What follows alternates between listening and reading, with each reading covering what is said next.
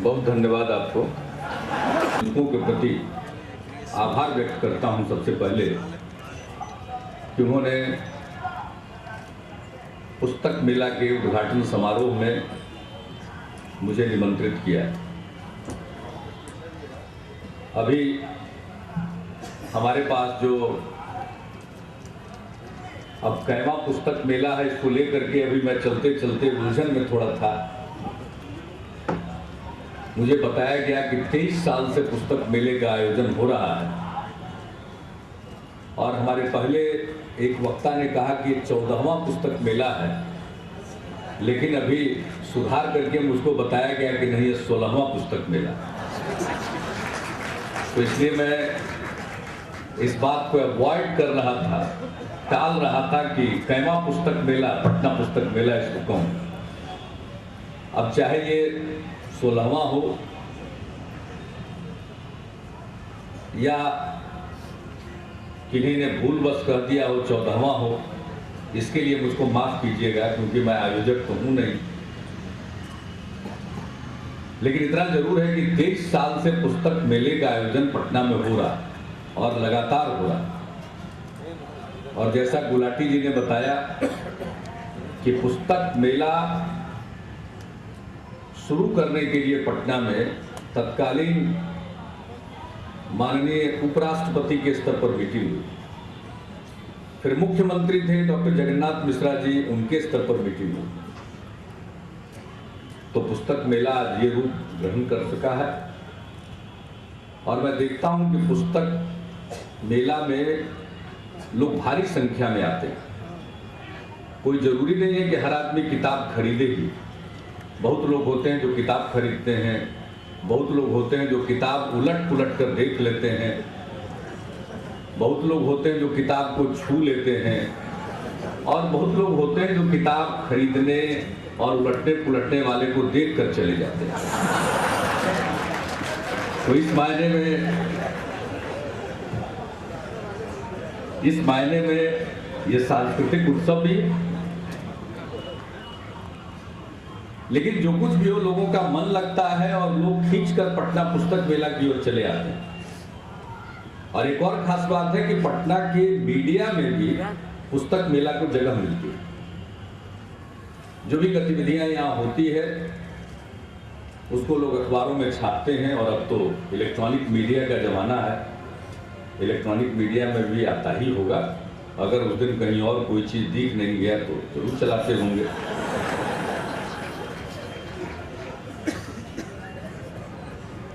अब पहले तो एक्टिविटीज की कमी थी, गतिविधियों की कमी थी, लेकिन अब इतनी गतिविधियां हो रही है कि इसी गांधी मैदान में एक साथ 2 प्रकार के कार्यक्रम चल रहे हैं। अब कुछ देर पहले कुछ कान में आवाज आ रही है, 4 चल रहा है कि राज्य हमको सुधार रहा है। अब एक ही गांधी मैदान में कई प्रकार की गतिविधियां हो रही हैं। लोग अलग अलग जगहों पर अपनी तबीयत के हिसाब से, अपनी रुचि के हिसाब से, अपने मिजाज के हिसाब से भाग ले रहे हैं। तो ये तो पटना के जान का परिचायक है। और बिहार के लोगों में जो संभावनाएं हैं और बिहार के लोगों में जो जान, अभी डॉक्टर साहब बता रहे थे, मैं तो डॉक्टर साहब इतना ही जानता हूं कि बिहार के लोग, यहाँ के युवा वर्ग के लोग, देश में जैसी भी परीक्षा आयोजित हो सबसे ज्यादा संख्या में पास करते हैं। मैं आपको बता दूं कि मैं रेल मंत्री था तो मेरे ऊपर एक मुकदमा हुआ था। मुकदमा तो रेलवे पर हुआ था, नागपुर के कोर्ट में, और रेल मंत्री तक पर भी मुकदमा कर दिया। हमने कहा भाई हम पर क्यों किया, पता लगाया। तो वहां मुकदमा का कारण यही था कि नागपुर में जो रिक्रूटमेंट हो रहा था रेलवे का, उसमें भी सबसे अधिक संख्या में बिहार के अभ्यर्थी सफलता प्राप्त कर चुके थे।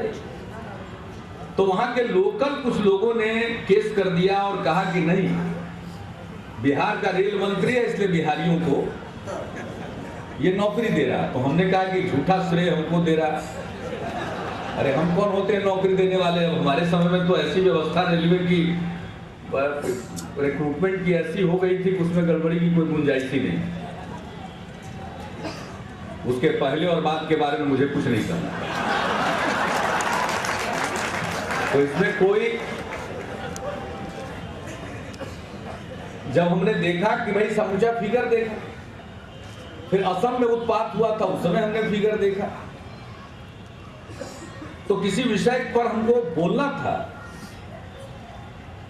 ये विषय जब विवादित हो गया था तो उस विषय पर मुझको एक बार बोलना पड़ा, और बोलने की नौबत आई तो उसी समय मैंने भारत सरकार में रहते हुए आंकड़े इकट्ठा किए कि पहले कितने लोग पास करते थे, दूसरी सेवाओं में क्या हो रहा है। तो हमने देखा कि चाहे कोई सेवा उठा लीजिए, किसी प्रकार की नौकरी उठा लीजिए, संघ लोक सेवा आयोग हो या कोई और इम्तिहान, सबसे ज्यादा संख्या में कोई नंबर 1 होता था पास करने में। अब वो ठीक है, कोई जरूरी नहीं है कि बिहार में रह करके जो पढ़ रहा हो वही करे, बिहार के बाहर भी जाकर के वो रहता है, दिल्ली में रह लेता है, कहीं रह लेता है, कुल मिला करके।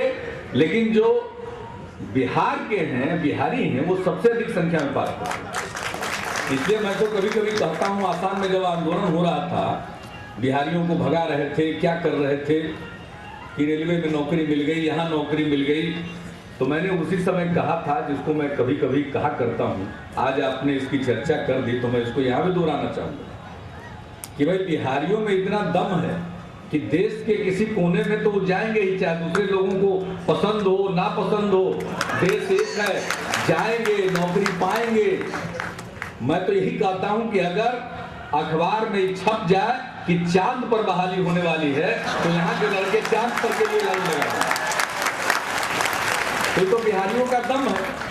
अब एक साथ देखिए, पुस्तक मेला में भी उत्साह है, बगल के आप सरस मेला में चले जाइए, वहां भी उत्साह मिलेगा आपको। उत्साह से लवरेज है बिहार। मैं सबसे एक ही अनुरोध करता हूं, ये जो उत्साह है, ये जो उमंग है, यही सबसे बड़ी ताकत है और ये बिहार को बदलकर ही दम लेगा। इसलिए इस उत्साह को और उमंग को मरने मत दीजिएगा, इसको घटने मत दीजिएगा। अगर आपको मुझ में त्रुटि दिखाई पड़े तो दूध के मक्खी की तरह निकाल कर फेंक दीजिएगा, लेकिन अपने उत्साह को कभी मरने मत दीजिएगा, ये सबसे बड़ी चीज है। और अगर जिस कौम में उत्साह आ गया, जिस समुदाय में उल्लास का भाव आ गया, उमंग आ गया, तो कुछ किए बिना आ जाएगा, वो जरूर करेगा। अब बताइए, हमारे यहाँ तो अगर आंकड़ा देखिएगा तो आंकड़ों के हिसाब से तो सबसे ज्यादा गरीब हमारे यहाँ रहते हैं, सबसे अधिक अनपढ़ निरक्षर भट्टाचार्य हमारे यहाँ रहते हैं। लेकिन आप जरा देखिए पुस्तक मेला की में भीड़, आज तो शुरू हो रहा है, कल से देखिएगा। और पिछली बार जब मैं समापन के आया था, सत्यनारायण जी हमारे बड़े भाई के समान हैं और 74 आंदोलन में ये नुक्कड़ों पर कविवर नागार्जुन जी के साथ और अन्य अपने साथियों के साथ मिलकर कविता सुनाते थे। तो उन्होंने जब छठ की चर्चा की तो मैं समझ नहीं पाया कि आज सत्यनारायण जी छठ को कैसे याद कर रहे हैं। तब हमने देखा कि समापन में जो हम आए उसका इनको याद है, क्योंकि उस दिन भी ये मौजूद थे। तो समापन के दिन भी आए थे पिछली बार, तो उस समय जो आंकड़े मुझे दिए गए थे, आप तो उद्घाटन में आए थे डॉक्टर साहब पिछली बार भी, समापन में इन लोगों ने जो आंकड़ा दिया, वो आंकड़ा दिया कितने लोग विजिट किए। तो विजिट करने के हिसाब से शायद पटना पुस्तक मेला नंबर 1 था। इसने बंगाल को भी, कलकत्ता के, माफ कीजिएगा, कोलकाता के पुस्तक मेला को उसने पीछे छोड़ दिया था। लेकिन कारोबार के हिसाब से हम उसके बाद थे दूसरे नंबर पर। तो आप लोगों ने मांग रखी थी कि भाई बेस्ट, हमने पूछा क्या करना चाहिए, तो इन्होंने कहा, अपने उद्बोधन में आप लोगों ने सुझाव दिया था, कहा कि भाई पुस्तक मेला आयोजित होता है, इतने लोग आते हैं, जो सरकार को कुछ इसमें मदद करनी चाहिए। हमने कहा क्या मदद होगी, तो इन्होंने कहा कि जो सरकार के समर्थन से, सरकार के विद्यालयों में, महाविद्यालयों में जो किताबें खरीदी जाती हैं, सरकारी कार्यक्रमों में जो किताबें खरीदी जाती है, सरकार के अनुदान पर किताबें खरीदी जाती है, ये पटना पुस्तक मेला से उसकी खरीदगी हो, उसका क्रय किया जाए। तो हमने कहा था कि मैं इसके संबंध में चर्चा करूंगा। तो आज मुझको बताते हुए खुशी हो रही है कि राज्य सरकार ने ये निर्णय ले लिया और सभी लोगों को दिशा निर्देश जारी कर दिया कि वो पुस्तक मेला में आयोजकों से बात करके यहाँ उस किताब खरीदें। सर्व शिक्षा अभियान, कस्तूरबा गांधी आवासीय विद्यालय योजना, मॉडल संकुल विद्यालयों आदि में जो भी इसके लिए प्रावधानित है राशि किताब खरीदने के लिए, उनको निर्देश दिया गया है। महाविद्यालयों में पुस्तकालय को समृद्ध करने हेतु महाविद्यालयों को निर्देश दिया गया कि आप आकर के यही किताब खरीदिए, अच्छा हो यहाँ बात कीजिए। और फिर राज्य के 800 माध्यमिक और 600 उच्च माध्यमिक विद्यालयों में पुस्तकालय के सुदृढ़ीकरण के लिए राशि दी गई। उच्च विद्यालयों में 1 लाख और उच्चतर माध्यमिक विद्यालयों में 2 लाख। तो इस प्रकार से कुल मिलाकर 8 करोड़ और 6 दूना 12 करोड़ यानी 20 करोड़ रुपया राज्य सरकार ने उपलब्ध कराया है विद्यालयों को, हाई स्कूल को किताब खरीदने के लिए। उनको भी निर्देश दिया गया है कि आप पुस्तक मेला में आकर के जो आपकी रुचि का हो, आपकी जरूरत का हो, उसका वो किताब खरीदें। तो पिछली बार आपने जो कहा था ये काम सरकार ने आदेश निर्गत कर दिया है, अब वो आएंगे। अब बाकी तो थोड़ा बहुत तो व्यापार है। तो जब कॉलेज के लोग आए खरीदने के लिए तो जैसा वादा आपने पिछली बार किया था जरा जम करके छूट दे लीजिए। जब इतने लोग पुस्तक मेला में आते हैं तो आप छूट भी पूरा दीजिए, कंसेशन पूरा दीजिए। बिहार में कंसेशन की जरूरत है तो पूरा कंसेशन आप दीजिए। मैं यही विनम्र प्रार्थना आपसे करूंगा और मैं तो इतना ही कहूंगा कि जो पिछली बार आपने वादा किया वही आप कीजिए, ठीक है ना? पक्का नक्की। तो अगर आप ऐसा करेंगे तो और बढ़ेगा। और जो डॉक्टर साहब ने सुझाव दिया मैं उसका समर्थन करता हूँ। पुस्तकालयों की हालत बहुत खराब है। एक बार विधानमंडल में भी, विधान परिषद में चर्चा हुई थी, उस समय भी हमने शिक्षा विभाग को कहा था और अभी भी मैंने शिक्षा विभाग को कहा है जब ये सारे निर्णय हो रहे थे एक पुस्तकालय अधिनियम के लिए, तो उसके लिए भी शिक्षा विभाग में काम चल रहा। हम तो चाहते हैं जितनी जल्दी वो विधेयक बना लें, प्रारूप बनाकर लाए, विधानमंडल के समक्ष लेकर जाए। पता नहीं इस सत्र में उनकी तैयारी दिखती नहीं है, अब तक उनका प्रारूप हम लोगों के सामने आया नहीं है। लेकिन इतना जरूर है कि हम लोग चाहते हैं कि पुस्तकालयों का प्रबंधन ठीक किया जाए, पुस्तकालयों को समृद्ध बनाया जाए, लोगों में पुस्तकों के प्रति अनुराग पैदा किया जाए, लोग पढ़ें और पढ़ने की दिलचस्पी। बिहार में पढ़ने वालों की कमी नहीं है, खूब पढ़ते हैं, जो मिलता है उसी को पढ़ डालते हैं। इसलिए अच्छा हो कि आप स्तरीय साहित्य और सब कुछ यहाँ पर दीजिए। हालांकि मैं कोई मोरल पुलिसिंग करने के लिए नहीं खड़ा हुआ हूँ, जिसकी जो तबीयत पढ़े, लेकिन अच्छी चीज पढ़े तो ज्ञान प्राप्त करेगा। ज्ञान की दुनिया है, लाठी की दुनिया नहीं है। जो शिक्षा प्राप्त करेगा, और शिक्षाई से काम नहीं चलेगा, पहले तो साक्षर होइए, फिर शिक्षित होइए, फिर ज्ञानवान बनिए। ज्ञान बड़ी चीज है।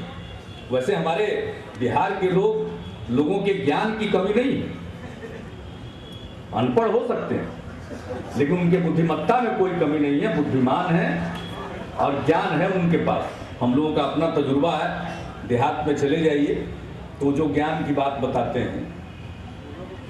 हम तो घूमते रहते थे अपने क्षेत्र में, एमएलए थे तो 2.5 साल तक, 5 साल में 2.5 साल हम क्षेत्र खूब घूमते रहे।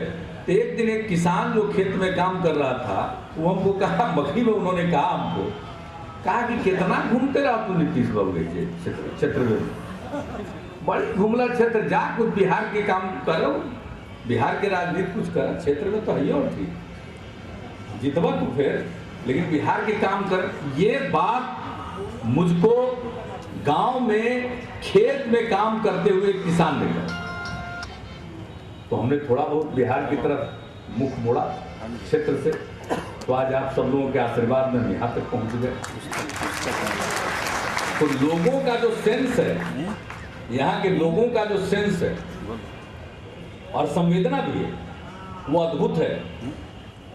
इसलिए जब यहाँ पर पुस्तक मेला में लोग आते हैं तो ये उसी का परिणाम है।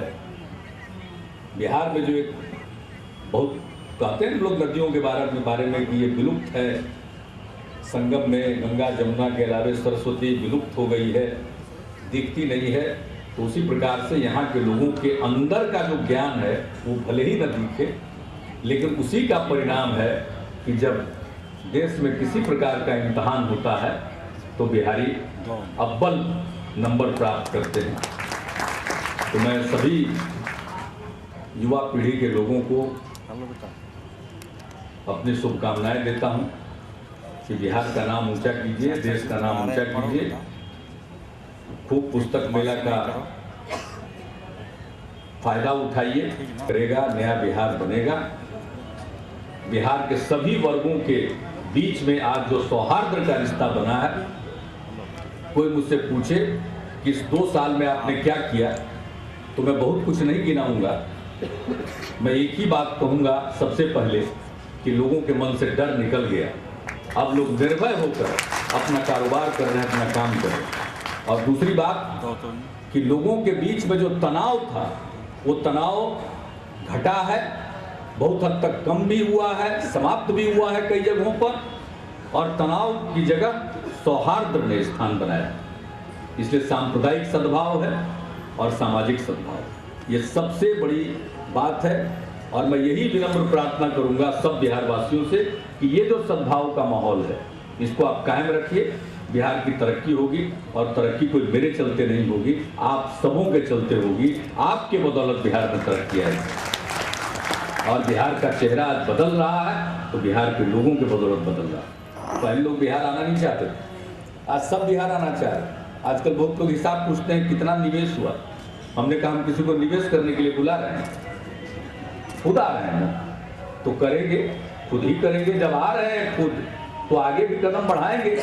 अभी डॉक्टर साहब बैठे हुए थे तो बात कर रहे थे, किसी को कोई सामाजिक यहाँ कार्यक्रम करना था तो डर रहे थे, लेकिन जब आ करके उन्होंने यहाँ वो सामाजिक कार्य संपन्न किया विवाह का यहाँ, तो लौट कर गए तो बिहार का प्रचार कर रहे, खुश होकर के गए कि तो बड़ा अच्छा है,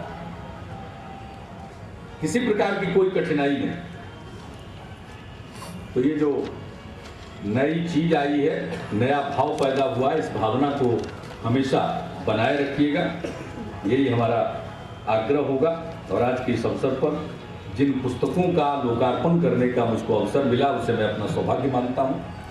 और एक छात्र ने एक पुस्तक लिखी है, उनके बारे में जानकारी मुझको पहले मिल गई थी, मैं उनको पूरी बधाइयाँ देता हूँ। खूब आगे बढ़िए। पुस्तकों को एक बार फिर मैं धन्यवाद देता हूँ कि उन्होंने आज के इस अवसर पर इतने ढेर